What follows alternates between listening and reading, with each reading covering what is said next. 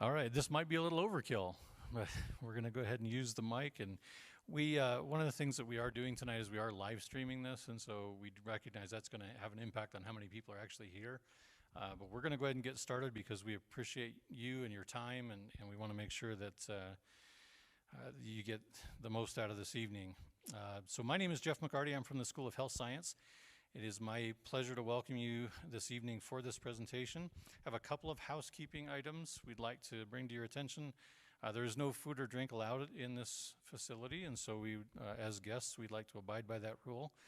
I would like to also give a special thanks to Dr. Eric Unruh, the Dean of Fine Arts and Humanities here at Casper College, for his help in getting us into this facility. By the way, if you think this is a great place for a presentation, you should come listen to music here. It's pretty impressive. I would also like to thank Mike, Donnie, and Larry for helping us with the AV today. Obviously, we need their help, and so we're grateful that they're here. This would also not be possible without the generosity of Dr. Carl Grosz, who's a physician who established a fund in the Casper College Foundation for the specific purpose of bringing speakers on relevant healthcare topics to our campus and our community. And we're grateful for that help, and our committee strives to bring speakers on topics that are fitting to his vision and that will benefit our students, our staff, our faculty, and our community. So it's my pleasure to introduce one of the key thought leaders to emerge in American healthcare in the past decade. John Nance helped to pioneer the Renaissance in patient safety as one of the founders of the National Patient Safety Foundation in 1997. His efforts are dedicated to reforming American healthcare from a reactive cottage industry to an effective and safe system of prevention and wellness.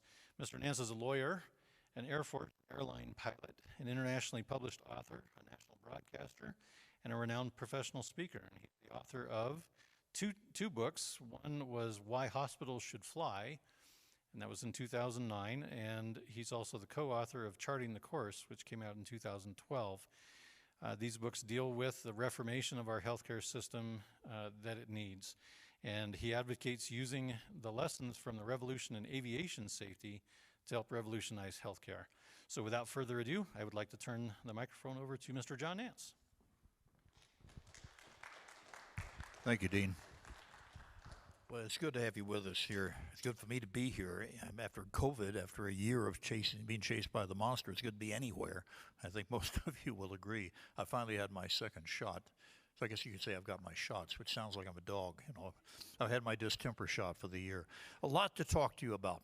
And when I'm discussing the things with you that I'm going to be discussing, consider that, yes, I do come from the aviation industry, but for 27 years I've been in medicine. And I'm not a doctor. I don't play one on television. And I didn't stay in a Holiday Inn Express last night, if you remember those old commercials. I'm going to have to stop referring to that now. People are forgetting the commercials. But I have been a part of this community for a long time. And I know I've got some engineering folks in here, too. And everything I say about medicine, about medical, you just write engineering in, it's the same thing with a few variations. And I've been definitely a part of the engineering community over time, too. So I put this thing up here, working together. No, really, because it's really kind of a misnomer. People think we're working together when in fact we're not working as teams, whether it's in medicine, whether it's in engineering, whether it's in the aviation field. The fact is there has been very little structure given to the matrix of how you work together. And I want to kind of put a bit of a structure under that today in talking about any aspect of communications, of teamwork, of working together. But the fact is that when you really dig hard into medicine as it's being practiced today, and you say, we're going to be working together, people will say, yeah, right, buzzword, flavor of the week, and no, really means we really have to pay attention to it. Now, to start with, I want to tell you a little story. On an otherwise unremarkable day in 1977, this particular airplane, in fact, which is a Boeing 727-200, run at that time by Braniff International. I doubt anybody, maybe one or two of you might remember Braniff. We were kind of an innovative little airline down in Dallas that got really big, and we went into bankruptcy on May 12th of 1982 at 4:34 in the afternoon. Not that I remember it well. But on this day in 77, we had 144 airline passengers on a flight from Dallas to Denver. And of course, nobody back there or in the cockpit knew that they were just minutes away from dying in a terrible accident. And let me tell you the story of this, because it's something that I don't think you might have expected. Certainly, we didn't expect it. The captain was a young man named Pete Coburg. Pete had one of those baby faces. Even at 35, he looked about 16, and he was younger than 35 at this particular point. He was about 28, and he'd made captain. And the company, he didn't want anybody to know this, but the company had actually asked him as a captain to stop staying in the doorway to say hello to the passengers because he was scaring everybody. He thought they had a teenager flying the airplane. But he was a good captain. Good stick and rudder guy. I'd never flown with him before, but I know people who had, and they all had good complimentary things to say. As they approached this crew about 25 minutes before descent into Denver, Pete knew that there was a problem ahead because a thunderstorm had just raked across Denver, and it was a really big thunderstorm. And whenever that happens, you have air pulling in with one direction, and you have corresponding currents above, and it can cause a thing called a downburst. A downburst is when a huge column of air running at high speed hits the ground and flows out in all directions. And if you happen to fly through the middle of that as a pilot, what you're going to find is suddenly your airspeed rises, and then on the other end it falls. Well, he wanted to find out what he should do about this. And there were no internets at the time to turn to, and basically he knew he had a co-pilot and a flight engineer who were both ex-military. And unlike most of the captains of the time, most of the captains who were God and expected everybody else to follow, and of course there's no equivalent to this in medicine. We've got this equivalency everywhere, including engineering. Basically, he knew that there was a possibility that these two fellows in the cockpit might actually have some information that could be of value to keeping them safe and keeping the 177 folks in the back safe. And so in an unprecedented fashion, which I as a pilot at that time had never seen a captain do, because we were dealing with some fellows who'd been in the cockpit for an awful long time and really did believe that they were at the right hand of God the Father, etc., and these guys were just riding along. Pete turns to the other two crew members and says, "Well, guys, what do you think?" They were startled. They were startled. Here's a captain asking, "What do you think?" And of course, they did have some opinions. These guys were both pretty qualified individuals on large airplanes, and they talked it out, and in about 5 minutes, they decided to do something unprecedented and not a little dangerous, because they knew the wind was going to be flowing east-west, but they knew of the roiled nature of the air, and they knew the problem of downbursts, and they decided to carry an extra 60 knots on final approach above what we call marker speed, which is the way you see a big airplane normally come in. But that's a short runway, and it's high altitude, 5,280 feet, and the runway was wet. This was a really gutsy maneuver. But the reason that they agreed to do that was because if they happened to fly through the middle of one of those downbursts, they could lose 40, 50, 60 knots and be struggling to make the runway. And about probably 20 minutes later, they're on approach. They're down to 200 feet now, holding that marker speed plus 60. And at 200 feet, just approaching Quebec Avenue, which for those of you who know Denver, this was bordering the western side of the airfield, they went through exactly that, a downburst, and a vicious one that was 30 knots in either direction. It was a total loss of 70 knots of wind over the wings by the time they got on the other side of it. Had they not been carrying that 60 knots, there is no question they would have gone into Quebec Avenue, burst into flames, skidded through the fence, and probably it would have been a miracle if anybody had lived through that. I know the details of this because I was in the cockpit. I was the second officer. And I was equally startled as my first officer friend at having been asked. But that was something that was needed, and he knew it, and yet that broke the protocol, because the protocol was teamwork is a methodology of a captain saying, "I make the decisions, I tell you what they are, I tell you what to do, and you do it." That's teamwork. Well, they might have been at that day and age, but it isn't teamwork now. It certainly is not going to get us where we need to go in medicine. It's not going to get us where we need to go in any technological field. Certainly, we know this in nuclear power generation. I could talk for hours about what they've learned and how we learned it in concert with aviation, because in aviation, we went through a renaissance that was based on one thing, and that was understanding that we had carbon-based human beings in the cockpit. And carbon-based human beings could not always be perfect, and we needed each other. We needed our knowledge. Now, we've been, of course, fighting this little monstrosity for a year. In medicine, this has put us back quite a ways because we were just on the threshold of really the midst of a revolution, not an evolution, but a revolution, not only in patient safety, in learning how to keep patients safe, but also in learning about this business of having carbon-based human beings as the essential component of healthcare and having, of course, to take care of carbon-based human beings. We did not know this. It's in aviation in the 70s. It wasn't until after a series of airline crashes that we finally realized we can't just give a perfectly good airplane to a couple of very qualified pilots and say, you boys, be careful out there now here. That was the extent of our human factors prophylaxis was saying, be careful. You know, we've given you a good airplane, don't crash it. Well, that's no program at all. And crashes were still occurring. And we began to understand in the early 80s we had to do something about it. We had to create a prophylaxis that would absorb the errors that we couldn't prevent. And that was a renaissance in aviation that had to be followed by medicine and has been. So right before COVID hits us, we have just gotten to one of the turning points. And now we've got a little retrograde motion, although I think to a certain extent a lot of what we had taught is beginning to stick. And as we go through this, I want you to understand that most everybody's trying to do what they should. But there is a lot of built-up prejudice when somebody is asked to change something that they've been doing for a long time. It's understandable. We're not talking about bad people who refuse to change or bad people who are really putting their patients at risk purposefully. We're dealing with doctors and nurses and people who basically say to themselves, I'm not going to imperil my patients by changing to something that I don't understand unless I'm absolutely sure of it. And what we have been doing for a long time before COVID was trying to get to them and say, you have to look at the evidence, and the evidence will tell you. Well, first of all, I should have said this at the beginning. It's good to be here in Casper. I haven't been here for a long time, and even back then it was just running through town. I'm originally from Texas, but I've been living in the Pacific Northwest for about 42 years, which you would think would make me an expatriate Texan, but there's no such thing. Texans have got this weird attitude, and regardless of how stupid the politics are or anything else, you're always a Texan.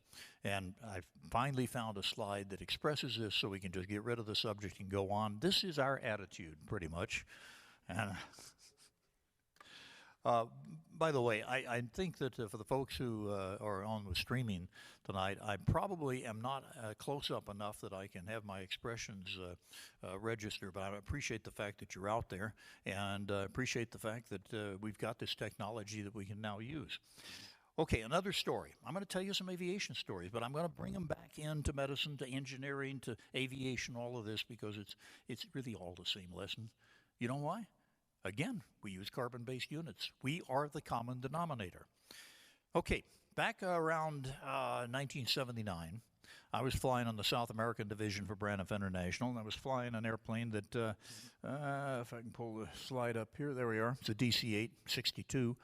Late one night, 2 a.m. in the morning, we're flying a nonstop to Los Angeles. It goes right over the Galapagos Islands, although we won't see them. It's the middle of the night. And we have, I'm the second officer. I'm the engineer. I'm the guy who sits sideways in the old jets, makes your ears pop, and makes you too hot and too cold. And it's been a routine procedure up until about the time that we're almost at the equal time point. Now, Hollywood doesn't call it equal time point. They call it, to be dramatic, the point of no return. It's basically the line where you can't go back because you don't have enough fuel. You've got to continue on to destination or somewhere. We're almost there. It's up to me to compute this. Suddenly, in the middle of the night, we get a knock on the cockpit door, and one of our flight attendants says, hey, we got an LOL back there in the back of the airplane at 42 Alpha.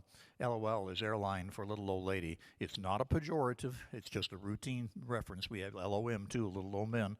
And so we got an LOL back in the back, 42 Alpha, who thinks she sees something on the wing. Now, here's a point. The reason that I use LOL is because we had been taught to discount people to a certain extent. If you're not a pilot, if you're not an engineer, if you're not somebody who knows what's going on, then why would we listen to you? Well, but these are our passengers. They're paying money to be there, and we got to treat them respectfully. But a lot of people, if they heard a passenger saw something on the wing, they'd immediately roll their eyes and figure he doesn't know what he's talking about. And if it's a lady, it's even worse. And for a little old lady of advanced years, obviously this was going to be completely a ridiculous waste of time. Nobody in the cockpit said that. I certainly didn't feel that way. But by the same token, this was the prejudice that Braniff had gotten in the middle of when about 2 years before they'd said, you listen to passengers. You listen respectfully. If they've got something to say to you, that lone voice may just save you. A lot of the senior guys went, yeah, right, sure. And most of us who'd had a little bit more experience than our years would seem to dictate, basically understood what they were trying to say, so we tried to change our attitude. Anyway, the captain said, put on my hat and go back and deal with it.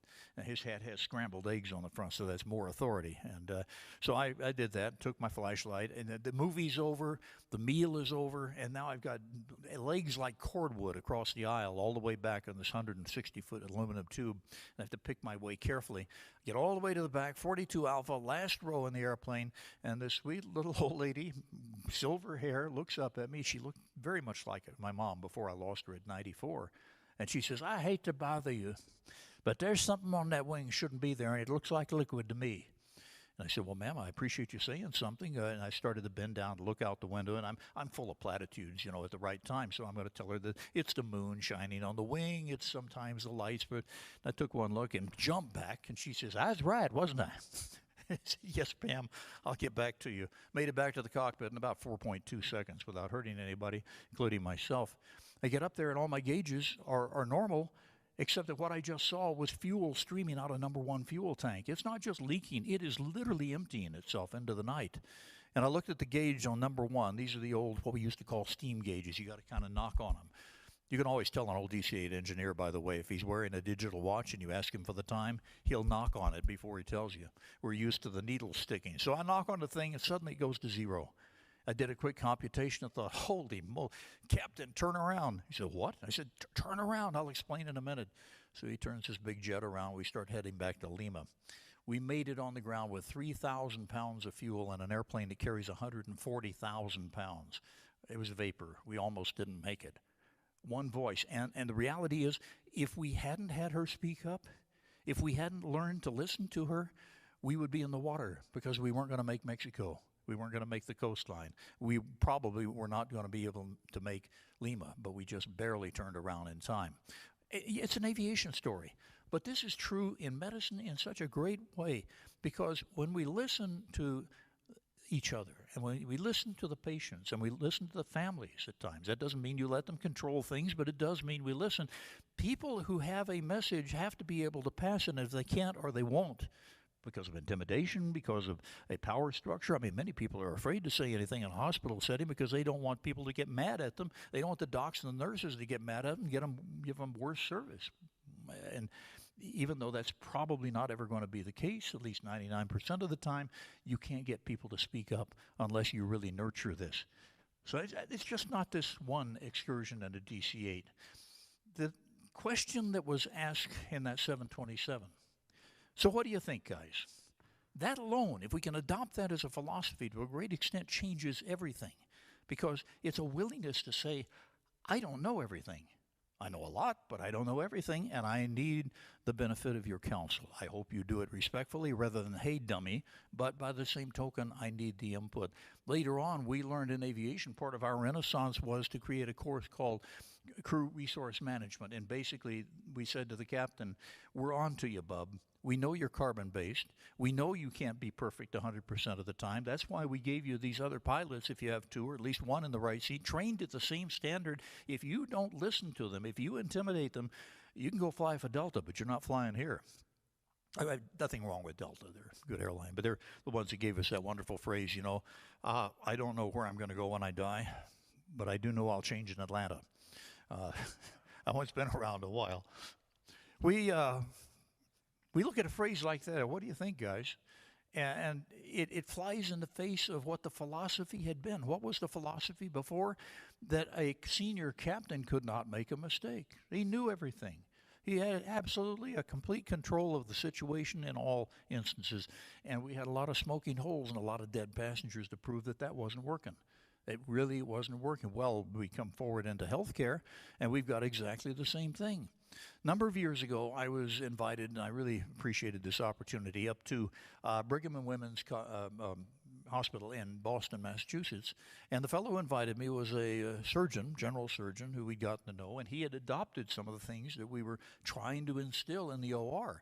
Checklists, a timeout, so that before you get started, everybody introduces themselves and introduces the room, and we want this to be led by the surgeon.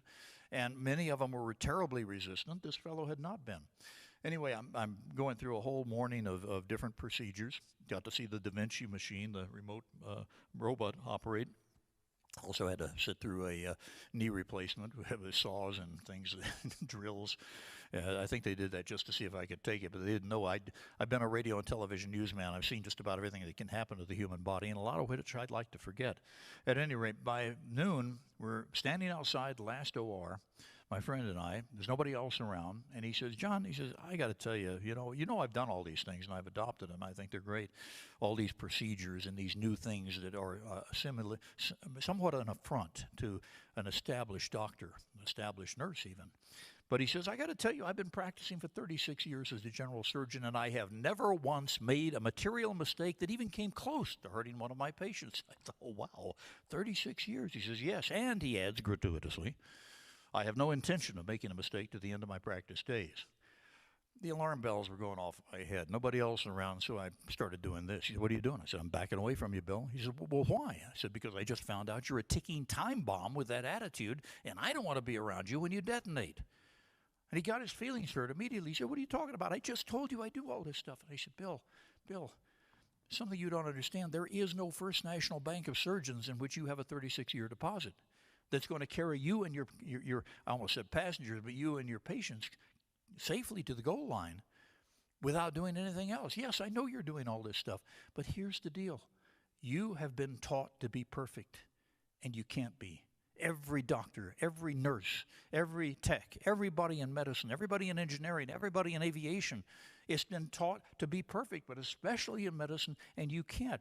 You think that 36 years means that you will get to the goal line every time and your patients will be safe every time because of all your experience. And I said, but with your gravitas, with your experience, with your respect in the community, well earned, and your knowledge, you could walk into an OR this afternoon and kill one of your patients because you didn't hear something correctly or you misread something.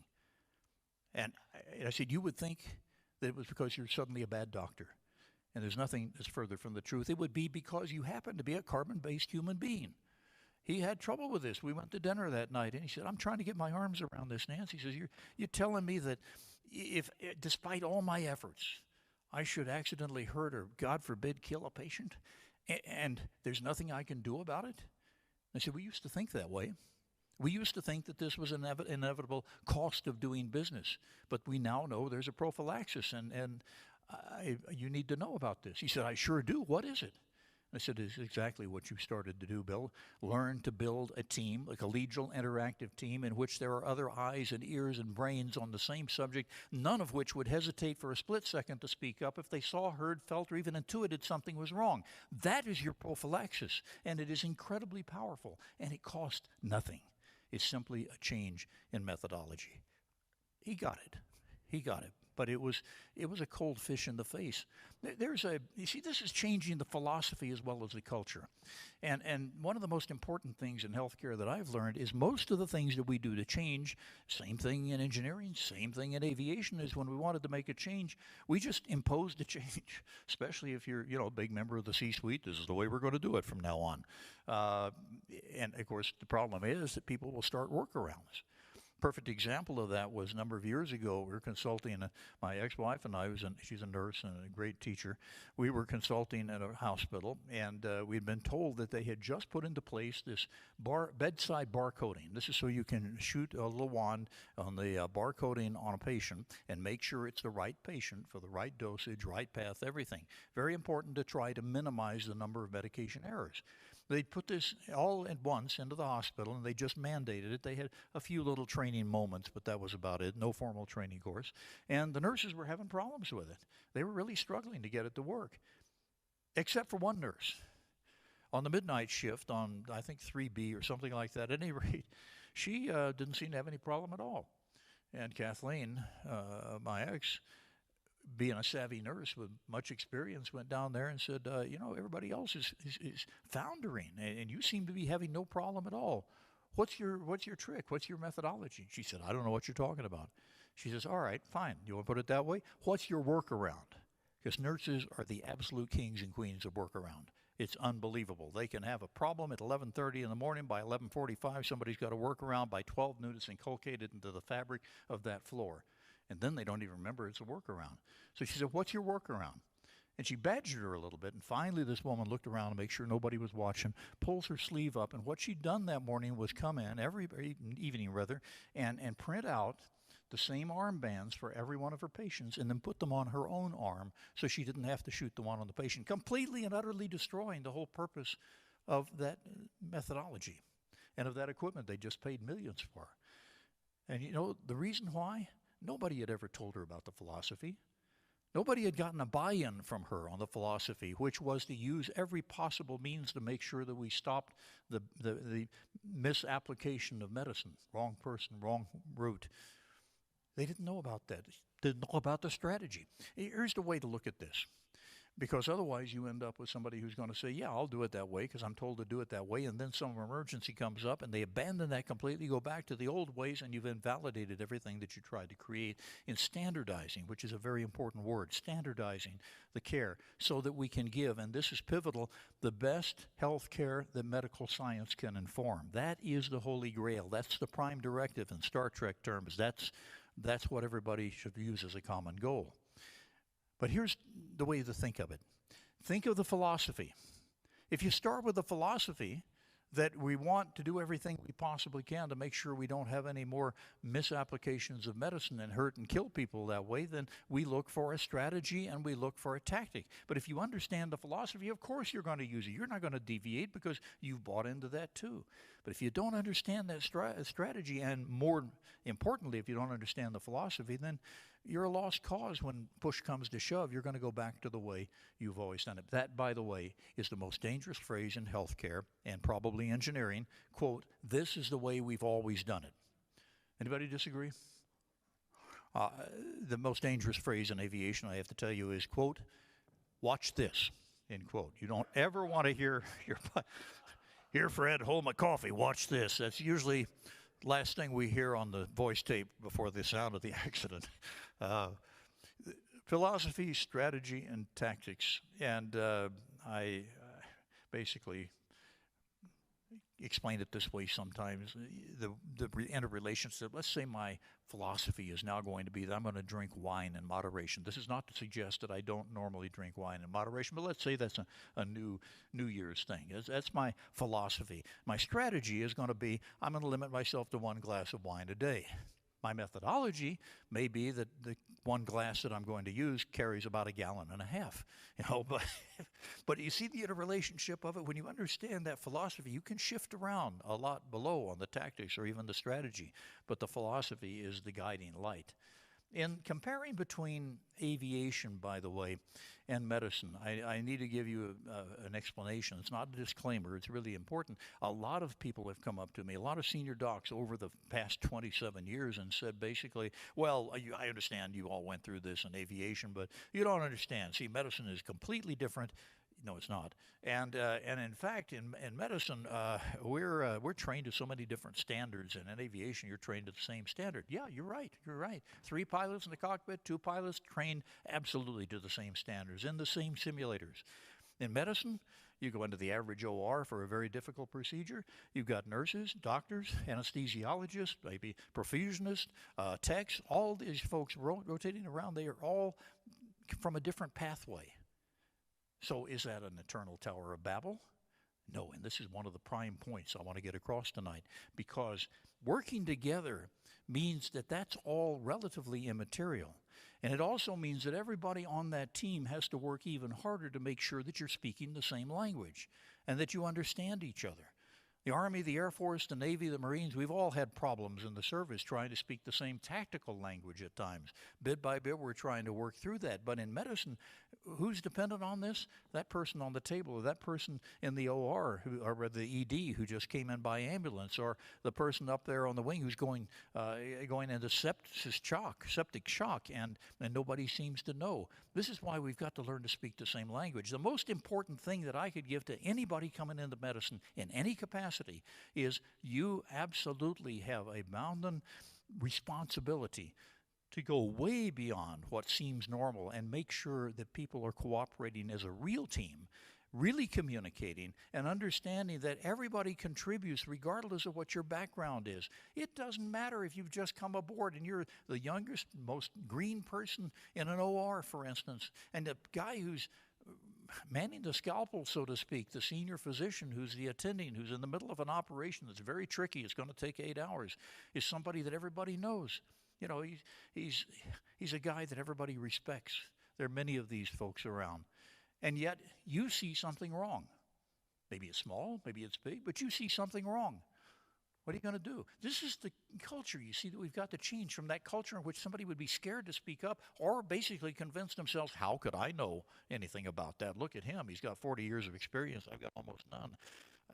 You may see something that nobody else has the capability of seeing. It may be a plug unplugged. It may be anything. Create a society here in medicine in which everybody shoulders the same level of responsibility. What we did in aviation was turn to the co-pilot and turn to the flight engineer and turn to the flight attendants and turn to the mechanics and say, you are co-equally responsible for the safety of this airplane and everybody on it and everybody it flies over. Whoa, I'm the co-pilot? I'm not in charge and I'm co-equally responsible? Yep, you are. And when something needs to be said, either you say it or you can go somewhere else. And that was a tough thing. That was changing the culture, and that was moving the needle in a way it had never been moved before. But it's incredibly important because a doctor, and I'm not just mean to pick on doctors, but many doctors had the attitude of, you're speaking up to me? Who are you? Where did you go to medical school? That's the stupidest thing a doc can say. But they didn't know that. They were really affronted by the fact that somebody would consider that they might have a piece of information that the doctor didn't have. We're now getting past that. But you see, the point is, we all have certain levels of information. And when it becomes important to the team effort and the common goal, which in medicine is to give everybody the best health care that medical science can inform, there's no differentiation. There's no debating what your pathway, your professional track was in your training. You see something, you say it. But to get people to do that, we've got to deal with the fact that we're dealing with us, and we are carbon-based humans. We use the same component, us, and we have an eternal fallibility. And let me talk about this for just a second. Just as I said to my friend there in Boston, you can't be perfect. That really sticks in the craw of every engineer because engineering is supposed to be very precise, just like being a mathematician in a major university. You're not supposed to have any variance that can't be identified, certainly in aviation. It's not a matter of, we think we have enough fuel. You got to know exactly what you have. You got to know exactly every bit of information you can. So that's fine as a goal. But the reality is we are never going to be able to be perfect without making mistakes. And as I say, the prophylaxis is having a team around you. And that is a major change, a major cultural change, and a major attitudinal change. But when we realize that human beings are fallible, eternally fallible, then all of a sudden you've got to decide, maybe we need a prophylaxis. Maybe we need something to put in here as a buffer that's going to absorb, and this is a key phrase, that's going to absorb the errors that we can't prevent. If we're convinced that we can prevent all errors, then this discussion ends because I can't get through to you. But if we understand the need for that sponge, the need for that system, the need for a methodology of catching those things, that is the prime directive again, or within the prime directive of doing the best for the patient that medical science can inform. The type of team that I've talked about, and I've written about this, it's not a magic word. It's just something I made up basically so I could have a frame of reference, but it's collegial interactive teams. Collegial interactive teams. You'll see a few people picking this up, but mainly it's what I'm saying about a group of people working together, regardless of background, regardless of experience. A collegial team, the word collegial means that everybody on the team has respect for everybody else. an equal level of respect. That senior doctor has as much respect for that brand new person who just came in the door with her knees knocking as she should have for him and for anybody else in there, because with that respect comes the willingness to engage in the second, which is interactive, which means that no one would hesitate for a second to report something that they saw or heard or felt or even expected. In airline piloting, we had to get past this. We got a lot of laughs at first when we talked to students and basically said, okay, Captain, we know you've been around 30 years, but we want you to understand, if you get to the end of the runway someday and everything's perfect, checklists have been done, clear skies, good flight ahead, something's scratching at the back of your mind, you can't even express what it is, but it doesn't feel right. Taxi off that frickin' runway, get the airplane someplace else, and go through until you've figured it out. Because intuition is important. Intuition, many times, is nothing but your subconscious trying to rouse your consciousness into something that you don't consciously understand, but the subconscious does. And sometimes it's a bum steer and it's completely worthless, but we can't take that chance, especially not when we've got lives depending on us and in any form. Barrierless communication is a goal that we're going to have a long, long run to establish. But a collegial interactive team, that's barrierless communication. And that also portends something else. In aviation, we finally learned in the late 80s that we couldn't just accept a minimal number of accidents per year. We couldn't just say, look how good we are. We've gotten it down to this level. We can live with that. No, we can't. And the reason why, and what got us all, is when a Boeing engineer said, you know, I figured this out by projecting out over the next 30 years, which, by the way, was 2010, air traffic is going to increase to such an extent by the best predictions that if we're still at the same level of accidents, we're going to be dropping 5 747s every week. We're not going to have an airline industry. Nobody will trust us. And so we had to learn to believe in zero. And I'm not being apocryphal on this. It's really what we started saying to each other. We have to believe we can drive accidents to zero. And guess what we've done? We've done just exactly that. Now, not perfect, not worldwide perfect. We still got a ways to go. But we went 12 years in the United States without a major airline accident. We're now up to 15 years. I'm with ABC. I've been the aviation analyst for ABC, well, for 26 years now. And you used to see me on all the time, explaining what happened, trying to explain what happened. I haven't been on for a long time, and that's great because usually, you know, I hate the reputation. I show up in the newsroom in New York, and they say, oh, God, who crashed? No, guys, just dropping in to visit you. Getting to zero is incredibly important, and learning the ways we fail was the key to being able to get to zero. But first we had to believe in it. By the way, we tend to discount in a profession of any sort emotion. We have leaders who want to say, look, I don't have time to deal with emotion. Just, you know, suck it up and do what you have to do. That is a key to disaster.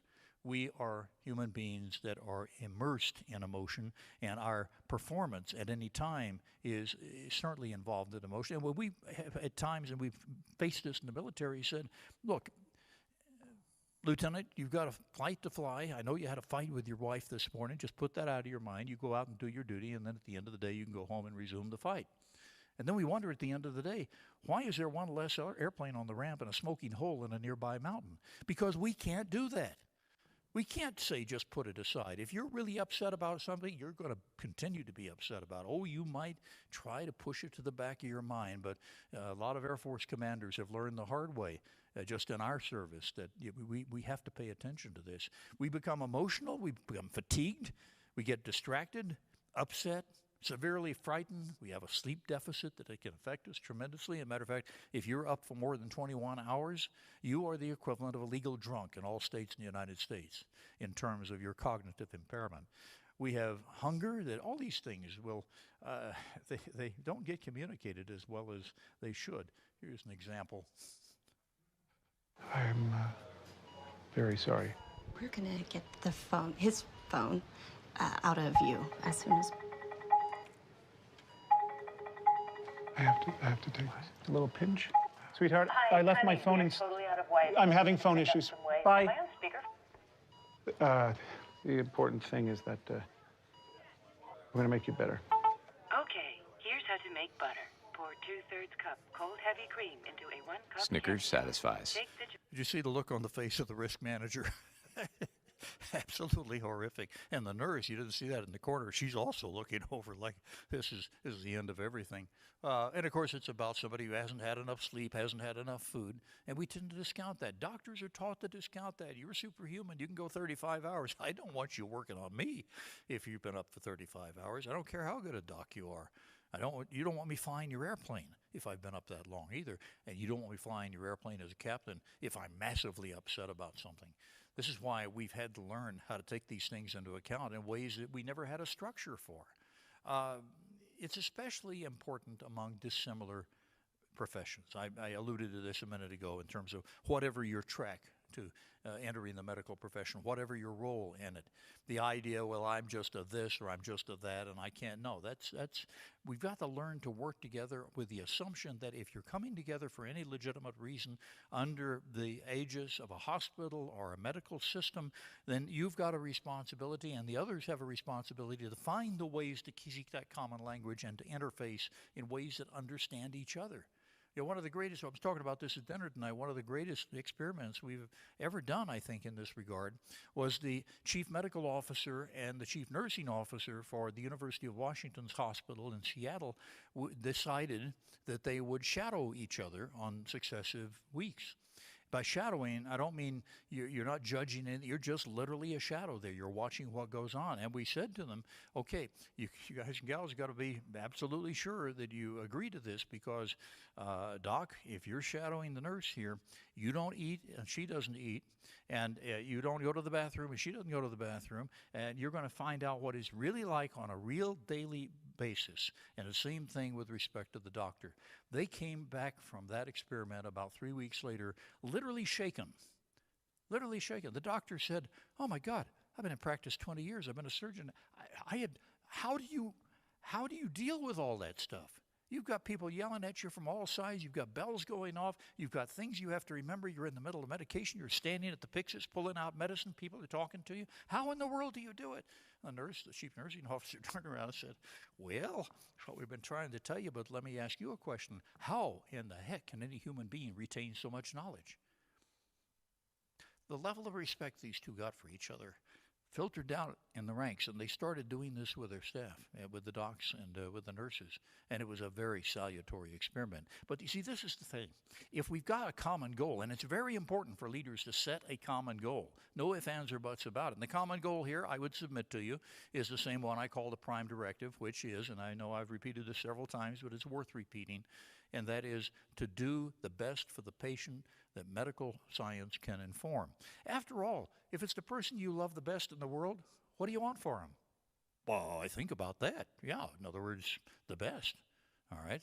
So if your loved ones deserve the best, why would anybody else's loved one not deserve the best? This is why when we have evidence that doing things a certain way clinically is the best way to do it, is best practices, why would we tolerate anybody not using best practices? But you see, if it's not invented here for nursing, the doctors, we tend to say, I'm not going to use this and that I'm absolutely sure or I'm absolutely forced. We have to change that equation around. We have to change the equation to the point that it's all teamwork. What do you guys think? What is the best way of doing this? Not people practicing in an isolated way. There has been a major change in one philosophical area, and I put that in the line of basically saying what the covenant is between a doctor and a nurse or a tech or anybody in the front lines of medicine and the patient. Used to, it was simply that the trust that the doctor or nurse would use his or her best skills in the service of the patients. In other words, we're going to do our best. We promise you, we're going to do our best. And in most cases, that is absolutely meant, 99% of the cases. But that's no longer good enough. And that's startling, right? That's no longer good enough. In medicine and aviation and nuclear power and engineering, it's no longer good enough to just say, I'm going to do my best, because we know more than one person can possibly absorb. Now it has to be this, the trust that the doctor or the nurse or the hospital or the clinic will provide the best medical care informed by medical science. And you cannot do that as a solo act. That's why this is so much a revolution and not just a pivot, not just flavor of the month, although we really get hit by that term all the time. The mission of a hospital, the mission of any healthcare institution is to require and assure that each patient receives that best care. But to do it, as I say, it takes a little bit more than just talking about it.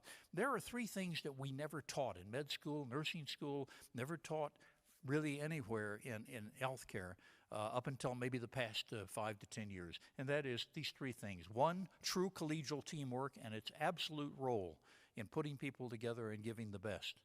Secondly, that's what I call collegial interactive teams. Secondly, the agreement on a common goal, and we talked about that. And the third is understanding the causes and the remedies of how humans fail. As a result of not doing that, we still kill 500,000 patients a year. Let me explain that. There was a paper in 2013 by Dr. John James, who was originally with NASA. He came over to medicine, decided, because he'd lost his son to a medical mistake. He delved into this and he used a thing called trigger tools. We had the figure of 96,000 Americans killed in American hospitals every year, unnecessarily, completely preventably, by a combination of nosocomial infections, what we give you when you come into the hospital that you didn't bring with you, and secondly, medical mistake. 96,000, that's staggering. His figure, 440,000 a year. Third leading cause of death in America when we erase COVID and its temporary, hopefully temporary influence. This is why both in patient safety we can't blink. We got to keep on going. But it also inures to the basic quest that we've had to have for building a high reliability organization. Now this is where you can just erase medicine, you can erase any particular profession, write in yours or anybody else's, and it's the same thing. A highly reliable organization realizes that by its very construct, by its very nature, it is prone to creating great disasters.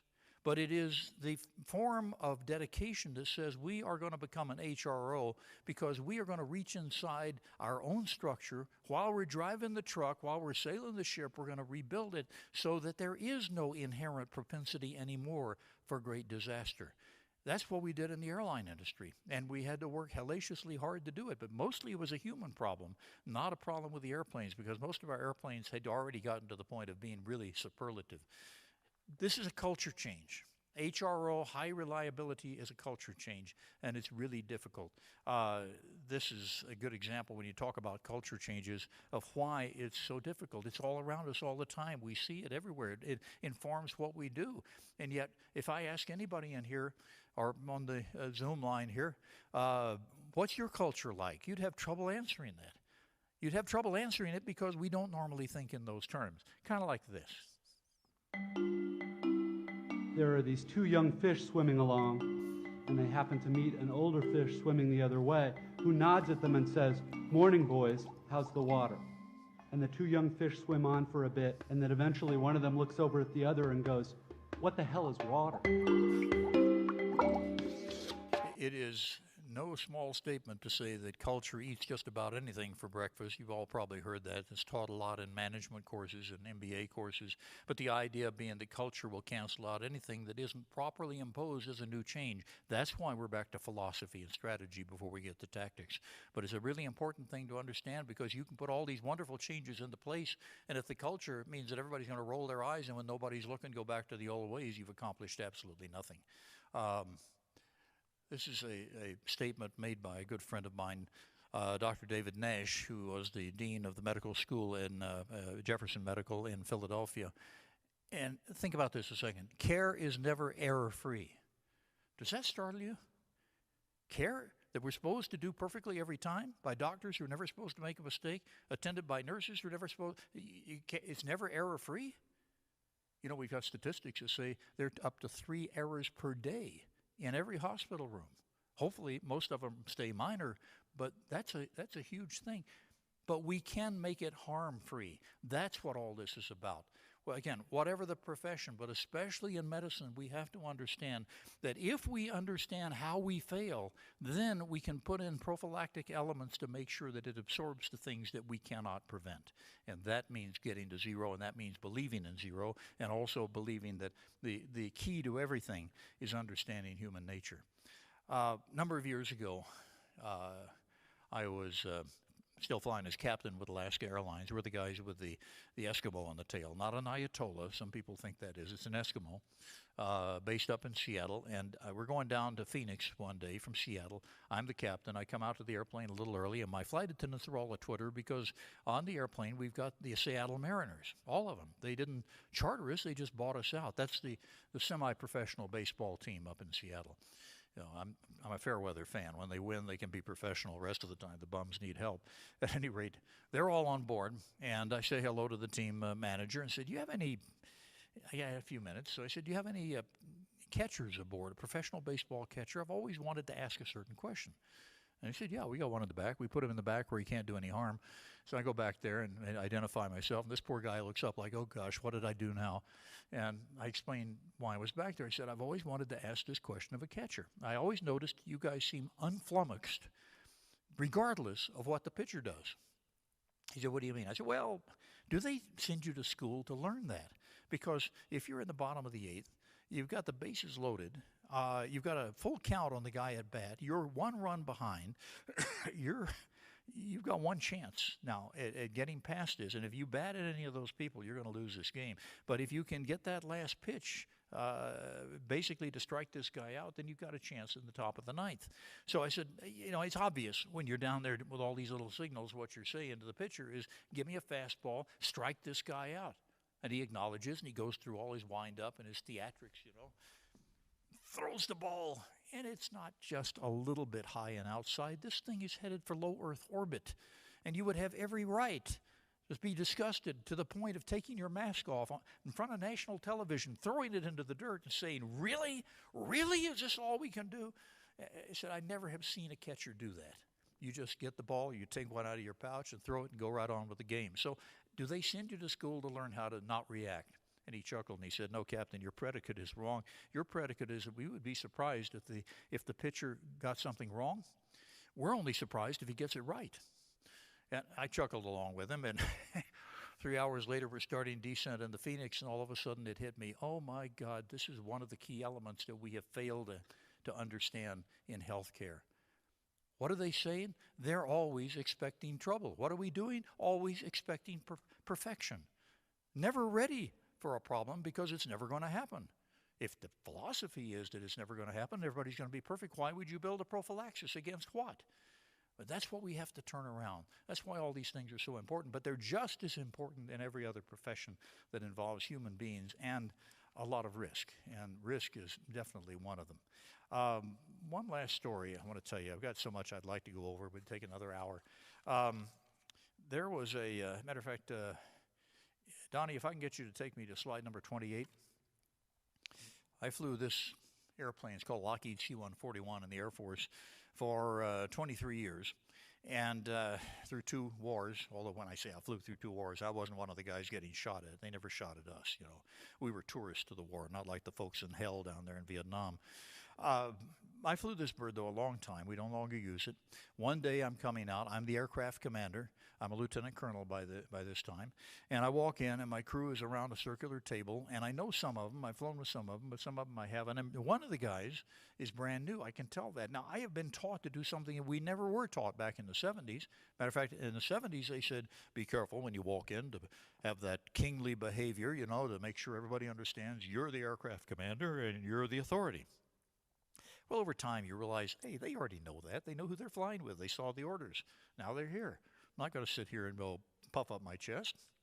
But more than that, I was told, you know what your main responsibility is, Nance, as an aircraft commander, when you encounter for the first time your crew for a particular flight, is to bind them all together in a collegial interactive team. They didn't use those words, but that was essentially what they said. So I walk in, and my methodology was to shake everybody's hand, ask them personal questions, and listen. Take the time to really listen to the answer and interact. I'm not caring about the schedule. It's not an emergency war order launch. If we're late, we're late. And I do this all the way around the table. But here, this day, I've got a number 4 position is a newbie. This guy's 18 years old. He's fresh out of school, brand new loadmaster, wearing a flight suit with factory creases and no insignia. And you can imagine when I shake his hand, I'm a colonel, I get these 2 fried eggs up his eyes, and he's scared to death of me. And I can see if I want him to participate, if I want him to say something about a problem he sees, I'm going to really have to work on him. So I do the rest of the introductions and do the basic briefing, and then I say, before we go out to the airplane, something very important I want to tell you guys. You're my eyes and my ears. I'm a very good aircraft commander, but I cannot be perfect because just like you, I'm a human being. So you are my eyes and my ears, but if you won't speak up, I don't have a team here. I'm going to go back around the table. I want to look everybody in the eye, and I want an affirmation that you are never going to hesitate to speak up. Respectfully, hopefully, but instantaneously if you see, hear, feel, or intuit that something is wrong. Went around the table and everybody's nodding, especially my new guy. You know, thumb is in the air and he's really doing this. We got out to the airplane, big cockpit on this bird, and I go over the whole thing again. I said, I'm a little concerned that you can't get past this colonel thing. And he stops me and he says, sir, don't worry. I got it. It's just like dealing with my big brother. I said, oh, really? He says, yeah, as long as I give him a modicum of respect, I can tell him anything I think he needs to hear. They said, well, that's a bit cheeky, but that's in the right idea. So anyway, we get ready to go. I figure I've done the most I can. And we take off, and I'll fast forward a little bit. We're climbing out through 14,000 feet a little while later. We're very light. We've got 30 passengers in the back, but all military people. We don't have any cargo, and this is a very powerful airplane. So coming through 14,100 feet like an ICBM, like a missile, I hear a click on my headset, and this timorous little voice that immediately I know is my new guy. And he says, pilot, loadmaster. And I'm thinking, great, man, he's speaking up. I don't know what he's going to say, but that's good. Yeah, load, go ahead. It's the pilot. 14,300, 14,400, 14,500. Sir, 14,600. I'm probably wrong. 14,700, 14,800. But I could have sworn 14,900. They only cleared us to 15,000 feet. Looked at my co-pilot. He goes on the radio immediately. Seattle Center Mac 50235. We're cleared at 17,000, 17,000, roger. 14,950. Suddenly the controller comes back. Negative Mac, you're cleared to 15. Good Lord, pull the power back. Push the airplane over. Zero G'd. Everybody out in the back. I got 30 floaters back there. One guy's seatbelt was not on. His buddy had to reach up, grab his pant leg, and pull him off the ceiling. I'm sneaking back to 15,000, hoping air traffic control hasn't seen this little display of of disobedience. And I happened to notice that my co-pilot, who is normally, well, I've through Vietnam with this guy, he's got ice water in his veins. If a wing came off, he'd order coffee on the way down. He's one of those guys. And all of a sudden, he's wide-eyed and he's looking up, and I see his mouth almost hanging open. And I follow his gaze and suddenly realize why. At 16,000 feet, right above us, is a Boeing 747-200 coming in from Tokyo, Northwest Orient, 336 passengers. We called later to verify. And we would have climbed right into his belly aggressively if my newbie hadn't said something. Just like the LOL in the airplane. Just like so many people who have died because somebody had the information but they couldn't give it because teamwork wasn't understood, because the atmosphere wasn't understood, the responsibility to speak up wasn't understood, or the leader had failed to create that kind of environment. It seems to be a simple message, doesn't it? It's not simple at all because we're talking about a culture change. But when, and this is the bottom line, when we share information as carbon-based human beings, and we share it with the same language and for the same reason that we're all trying to get to that common goal, that's when people go home intact. That's when airplanes land intact. That's when engineering projects do not fail and bridges don't collapse. That's what we have to do. It's maybe simple in stating it, but it is by no means simple in changing the culture, and that's where we are. I'm out of time. Thank you very much, and thank you folks on the Zoom.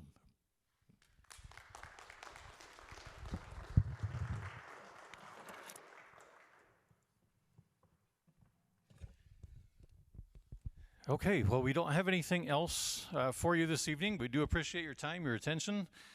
We hope that you learned something that was useful for you today. If you have any questions, those of you that are here, if you'd like to talk to Mr. Nance, he's willing to answer questions.